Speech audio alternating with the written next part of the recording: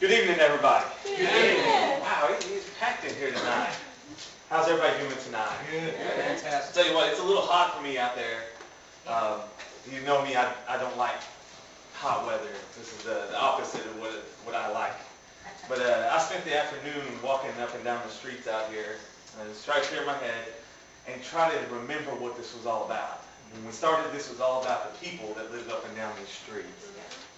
And the more I got to thinking about it, I thought that maybe that there might have been a power to be that was trying to keep me from this message tonight.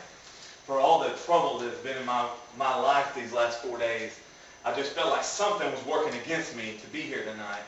And then at some point, about 3 o'clock this afternoon, I realized that it might have been me that was keeping me from being here tonight. The person I was working against was myself. If you know anything about me, I'm all about organization and being in control. But tonight I want to give control over to the Lord. Yes. All right. Tonight I'm going to let Him speak through me. And I'm going to give you the cap off to the Hilltop Invasion that I hope you can see the passion that's inside of me. And it might spark a passion inside you so that when this thing starts next month, that you're going to be on board.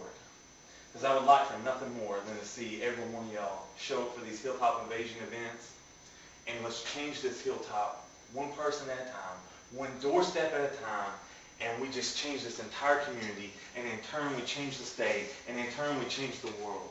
But we just do it one person, one doorstep at a time. All right, I'm going to recap for you in case you missed, all right? The first week we talked about love. None of this is possible without love. All right. If you try to do it without love, it's for nothing. All right. We talked entirely about love, about these streets that we drive up and down, the houses that line them, that when we drive by, we just see a house, but we just keep driving because in our minds, we think everything's okay. Everything's all right inside that house. But when you tear away the walls that they built and you look inside, you're going to see people who have real problems, people who need Jesus. But you can't see that so long as when you're driving by, all you're looking at is just a house where everything's okay. And you get past them walls by loving the people that are inside them. All right, then last week we talked about fishing. All right, we talked the first week about breaking down the walls of the houses that we drive by. Last week we talked about breaking down the walls that we built around us inside this building here. All right, when we talk about going fishing, it's not about grabbing a pole and going to the water. No. It's talking about going out and finding the people who need Jesus Christ and giving them the message. See, He told us to be fishers of men, but we've gotten all too comfortable with being the keepers of the aquarium here. Go out and be fishers of men. So break down the walls of the houses around us. Break down the walls of the church that we've kept ourselves inside. Tonight we're only going to talk about breaking down the walls that we built around ourselves. All right. Them, collectively our church, now us. All right. Tonight we're only going to be talking about us. What is keeping us as individuals from going out into the world, going out into this state, going out into this community, and changing it one person at a time? Well, I could give you every excuse I've ever heard. Better than that, I could give you every excuse I've ever said that kept me from going out and doing it. I'm just not educated enough in the Bible. I'm just not the right person for it. I'll tell you what, I've even just outright said, I don't want to because I'm scared on what might be on the other side of that door. You see, to keep myself from going, I was building enough walls around me that would keep me from going out and changing somebody's life. But for this to go forward,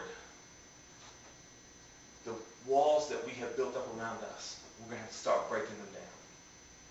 Because that's what's going to ultimately keep you, maybe not the church, but you from going out and being a blessing to somebody in this community. Tonight, I'm going to give you what is called the Hilltop Invasion 5. H-I-5, high five. Somebody sitting next to you, give them a high five today. Everybody loves a high five. Brock? Well, he got it. If you've come to Wednesday night services about a month ago, you already are on that. the start on this. You already know, you might even remember what the high five really is. But the deal is there's 5 things that this church can be. Better yet, there's 5 things that you can be for somebody in this community that could change their life. And I'm going to go over all 5 of them with you tonight, but forgive me if I focus almost entirely on just one. Because if you can get the one down, the rest will take care of themselves, all right? But the number one thing is, I'm going to write them up here if you want to follow along. I don't do a lot of demonstrations like this, but I think the most important thing that we can be for somebody is a friend. Wednesday night services, somebody asked me this great question one time. Are we going to let the kids participate in this? Spoiler alert, they beat us to it. The kids have been doing this for a couple months now. All right? We're behind. We're trying to catch up with the kids, okay? Right now, in the back, the kids are going over this deal they do with missions, okay? Wow. They learn about a mission every week on Sunday nights. Somebody out in the world that's changing lives, really changing lives. Do you know how every story goes?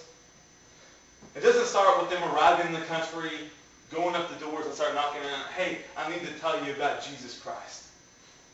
I don't know if you've ever done that. I've done that. And I'll be honest with you, it doesn't always turn out the way in my mind it was going to whenever I went to go do it. You get a lot of doors shut on you. I've heard stories of the sound of a shotgun being clicked on the other side of that door that would just make people run. The way that every one of these stories start off about these missions that go into these countries is they go to them and they be their friend first. How simple of a concept is this that if you just be somebody's friend first, they're going to be more inclined to want to hear what you have to say. Yeah. So if I was to show up at somebody's house 3 doors down this afternoon, knock on it, and say, hey, you need Jesus before it's too late, I'm probably going to get the door slammed in my face. Well, what was to happen if I showed up on their doorstep and said, hey, I got some cookies for you. We'll go to church down here. I just want to come tell you that we love you. Just see how you're doing, see if there's something that you needed, something I could do for you. I saw that your lawn needed mowed. But it starts with a commitment. How are you going to be somebody's friend if you're not going to be their friend? You can't go expecting to build a friendship if you're not going to be a friend to that person. And that means you're going to have to love them. You're going to have to make a commitment to them to show back up another day and remind them who you are and that you love them. You don't show up once and expect the world to change. You keep going back and you keep reminding them. Because it's going to be easy for them to say, oh, thanks for the cookies. Have a good day. But when you show up 2 weeks later and you say, hey, I noticed that there's a tree down. I know how to run a chainsaw. I'm going to cut that thing up for you if you're all right with it, and I'll get rid of it for you. And then one day turns into another. And one day their world turns upside down on them. And you're out there cutting up a tree for them, and they say, what church did you say you were from? What do you... I want to talk to you because I've got problems. You get their trust. And when they trust you, they're going to be more inclined to want to hear what you have to say. Yeah. But you're not going to get their trust until you're their friend. Mm-hmm. Has anybody ever seen the movie Wizard of Oz before? Mm-hmm. I don't know how you could be alive today and not have ever seen it. But here's the deal. It's my wife's favorite movie. Breakfast at Tiffany's, Wizard of Oz. I can't decide which one's her favorite movie, but I'm going to tell you it's Wizard of Oz because it's convenient for me right now, okay? I think about this girl who gets whisked away in a tornado to a foreign land, and all she wants to do is find her way home. She wants to get home. The story gets so much better when along her path, down the yellow brick road, she starts coming across these mystics. They've been left out in the wilderness. Nobody could remember.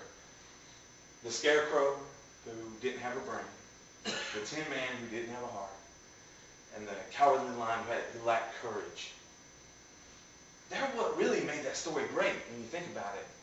Because they lacked something inside them that kept them from being whole. But yet, they loved this person. They were such a good friend to this person that they followed her down this yellow brick road and stood between her and a wicked witch at one point. And the scarecrow got fire thrown at him, caught on fire. But yet they were brave. They really had a friendship with this person. That's what made that story great, is the friendship that these people had with one another. I think this hilltop needs more scarecrows. You don't have to be smart to do this. I promise you. I'm as unsmart, as unintelligent as the next person. But if I have the courage to stand with somebody when they need me the most,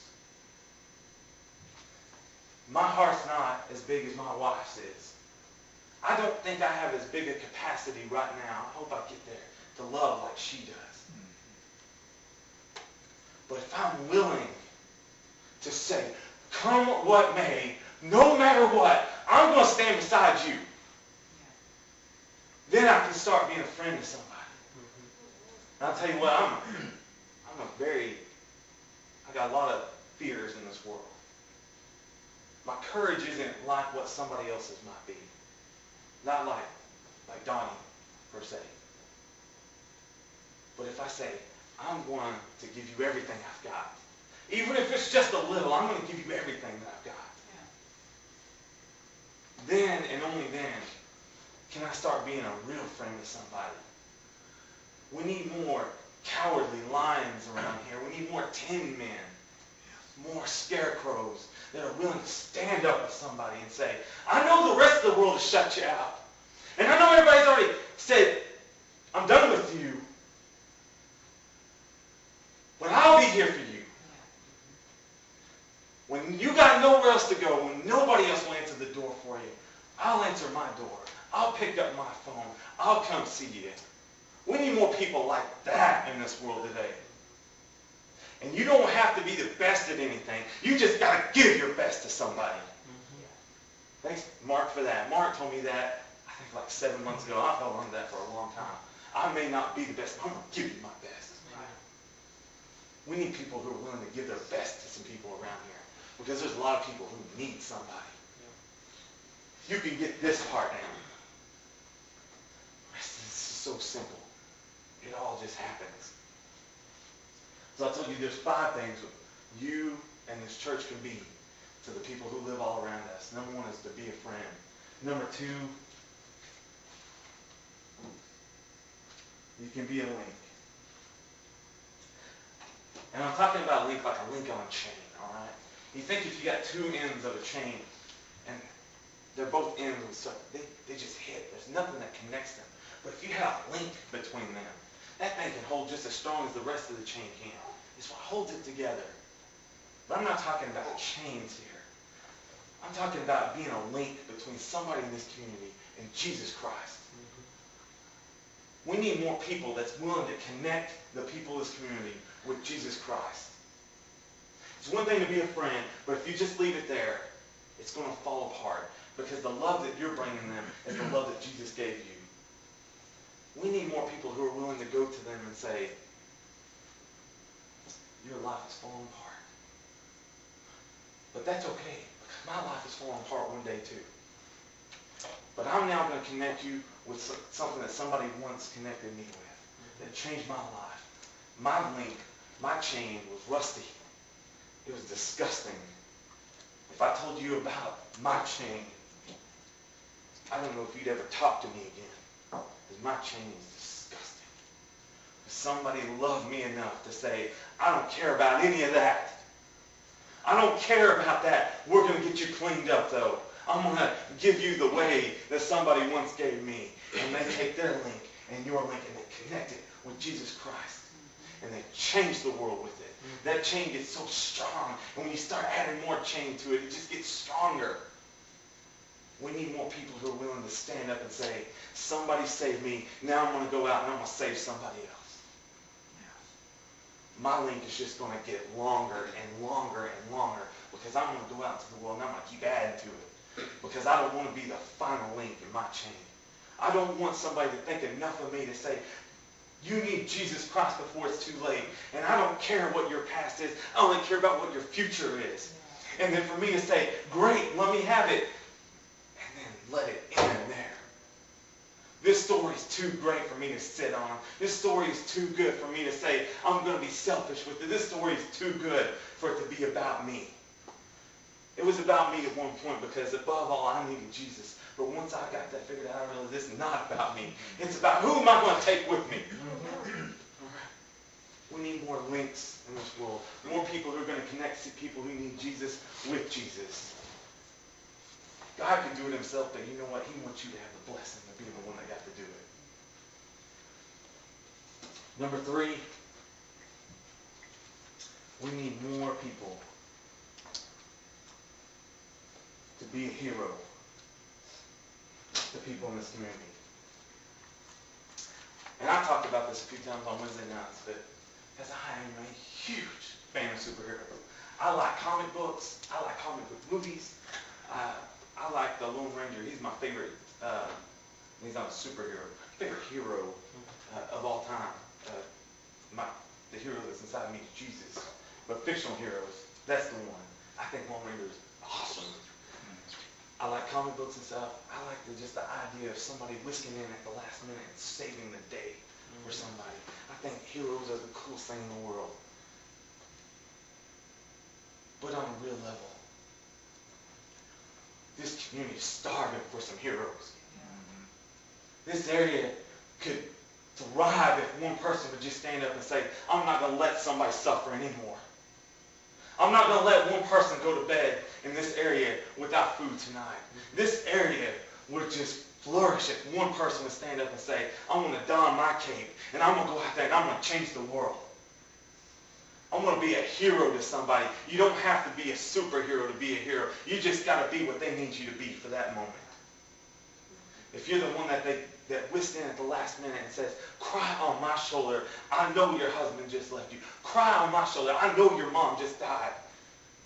Here's a box of food. Take it and be blessed. Somebody that just comes in and says, what do you need? I may not be able to do it, but I'll do my best at it. Do you know how much better this world would be if more people were a hero to somebody? It is my dream to be a hero. Not to die like a hero. I want to live as long as the Lord will allow me to. But I want to be a hero. I want my kids to think of me as a hero. I want them to see me do things that will make them say, forget Superman. Forget Batman. My dad is my hero. Boy, if my kids could look at me like that, I could die one of the happiest men in the world. If my kids could just say, I'm proud of my dad. I'm proud of my mom. They were heroes to somebody. Yeah, they couldn't leap tall buildings. I could barely leap off of this. My knees were so bad. But with what ability I have, if I could show up and save the day, it would change the world. Do you have what's inside you to be a hero to somebody? Don't tell me you don't, because there's somebody in your life right now that needs a hero, and it's nothing like they need somebody to come stop a bullet from hitting them. They just need somebody to show up. Show up in their life and say, I care about you. You're important to me. I'm going to show you how important it is. I'm going to sacrifice my time. If you got it, I'm going to sacrifice my money. If you got it, I'm going to sacrifice my house. I'm going to show you that you're the most important thing to me right now. This world needs a hero. Somebody stand up for the little guy. They can't do it for themselves anymore. Stand up. Number 4. We need more people to be a light.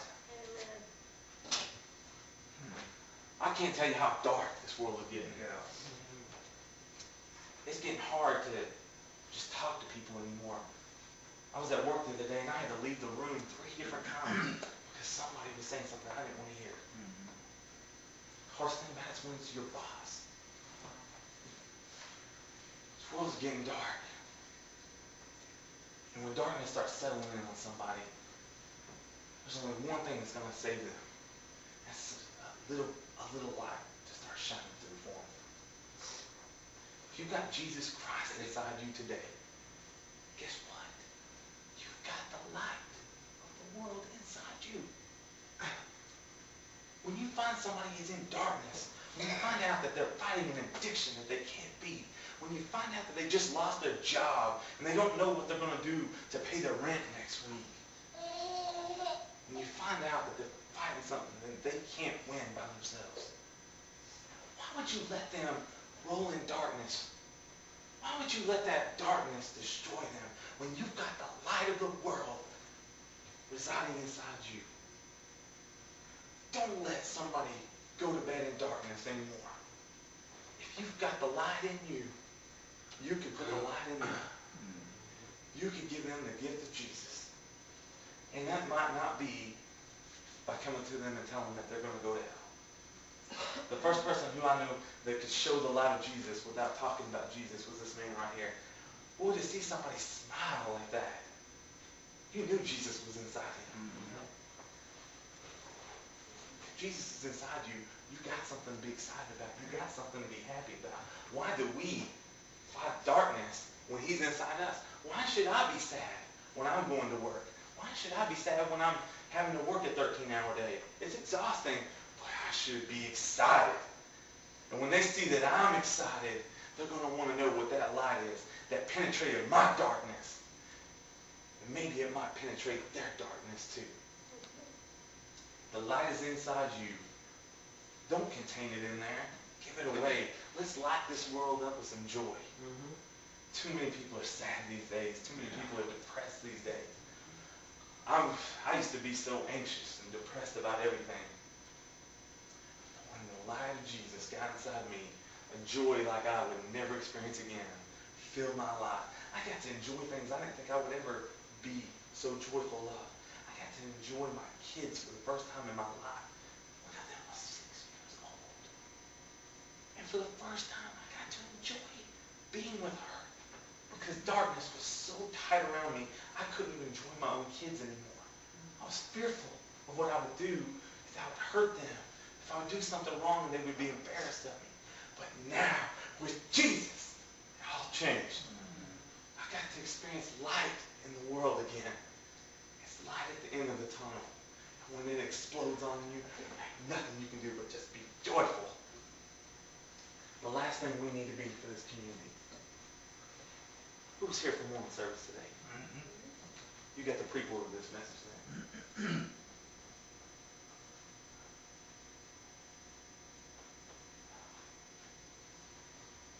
We need to be a church for this community.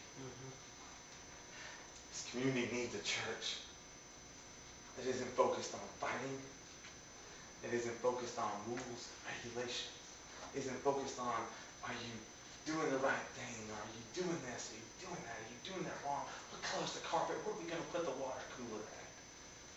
This church needs a community that's got one focus, and that's on Jesus Christ. Yeah. If you could be the church that focuses on Jesus, then you can be the church that this community is desperately crying out for. They may not know it yet, but when they come searching, this could be the church for them. You could be the church for them. They may never step foot inside this building, but you could be the church for them. You ever heard the expression, we had church and we never even went in the building? I have church all the time, guys. Yeah. I have church at work. Yeah. That's when you really start getting fun at work, is when you can have church and you're not even at church. You're at work, you're on the road, you're driving a semi down the road, you're in Walmart, maybe not at Walmart, but when you can have church with somebody away from an established church, that's when you really start making headway. You can have church on the doorstep of somebody's house. You can have church in their living room when they want to finally break down and ask you, who is Jesus that you keep talking about? Why do I need Jesus in my life? Who is this Jesus? What can Jesus do for me? And you right then and there could have a church family with them. But this church, you people, you need to be the church that this community not only needs, but the church that they deserve. is Jesus has called us together for something great, something big, and something amazing. And it has to do with people who live right around us. The houses that just scattered all around us here. He called us together for this community. He called us together to be the church that wouldn't come together otherwise. He had to assemble it to be that church. So that's the 5 things that we need to be. But like I told you before, if you could just get this one down, that all falls into place. Yeah. I don't want to leave without reading a scripture to you tonight. Travis read to us from 1 Corinthians this morning. And I'd like to read from 1 Corinthians also. He read from 1 Corinthians 12, and I want to read from 1 Corinthians 13. Before I actually read this, I'd like to read 2 translations tonight, but mine is locked up in my vehicle. Does anybody have something other than King James? I do. What you got? I have the New Living. Oh, that's perfect. After I read these first 3 scriptures, would you read the second 3? I mean, the same 3, just in a different translation. 1 Corinthians chapter 13, verses 1 through 3. Though I speak with tongues of men and angels and have not charity, don't be fooled by the word charity. That actually just is love. That's just what that means, love. I'm become a sounding brass or a tinkling cymbal. And though I have the gift of prophecy and understand all mysteries and all knowledge, and though I have all faith, so that I could remove mountains and have not charity, I am nothing. And though I bestow all my goods to feed the poor, and though I give my body to be burned and have not charity, it profiteth me nothing. Would you go ahead and read yours? If I could speak all the languages of earth and of angels, but didn't love others, I would only be a noisy gong or a clanging cymbal. Yeah. If I had the gift of prophecy and I understood all of God's secret plans and possessed all the knowledge, and if I had such faith that I could move mountains but didn't love others, I would be nothing. If I gave everything I have to the poor and even sacrificed my body, I could boast about it. But if I didn't love others, I would have gained nothing. Absolutely. Paul was writing to Corinth here and said, you do whatever you need to do, but if you do it absent of love, it means nothing. I told y'all 2 weeks ago, if you don't love, this is nothing. This is going to fail. This will not go another step forward if you can't love the people around you. You might have heard that scripture, for King and Country, he's got a song. And on some versions of it, he actually speaks that out of the Message Bible. And I think it's incredible. But what you got to understand is that above all, we need to find in our hearts the way to love the people like Jesus loved us. He loved us because he went all in for you. He didn't hold anything back from you. He gave everything for you. And now he's calling on you to do the same for the people around you. He wants you to go all in. He wants you to give everything. He wants you to commit your life to the people around us. But if you do it without love, you might as well not have done it. Because it's meaningless. So, I didn't get to talk to you about a lot of the logistics of the Hilltop Invasion. So I'm going to give you our goal. All right? Our goal is to restore love on this hilltop. Simple as that. How are we going to do it? We're going to do it by whatever it takes. Our motto for this invasion is whatever it takes. Whether I got to be a friend, or I got to be the church for somebody, or I got to be a hero for them, I'm going to do it, but I'm going to do it whatever it takes to make sure that it happens. I'm going to do whatever it takes to show them that Jesus loves them, that this church loves them, that I love them. If you want to get on board with me, I'll walk you hand in hand through this whole thing. I'll be right there with you. Jesus will be right there with you. We're going to show the people of this world that Jesus still loves them, that this church still loves them, and that we still love them. I have a simple invitation tonight. After I'm done, if Travis wants to continue, I'd invite him to do so. Because I'm never good at these things. Stacey, you have a song for us? All I want to ask you to do is if Jesus talks to you, you answer however he asks you to do it. I don't have anything to give you tonight. There's no houses. There's no fish hooks. There's nothing up here. The only thing I have to give you is Jesus. All right? If you need Jesus, come on down. Take care of that today. If you already have Jesus residing inside you, then you ask yourself this question. am I ready to give him to somebody else now? If he speaks,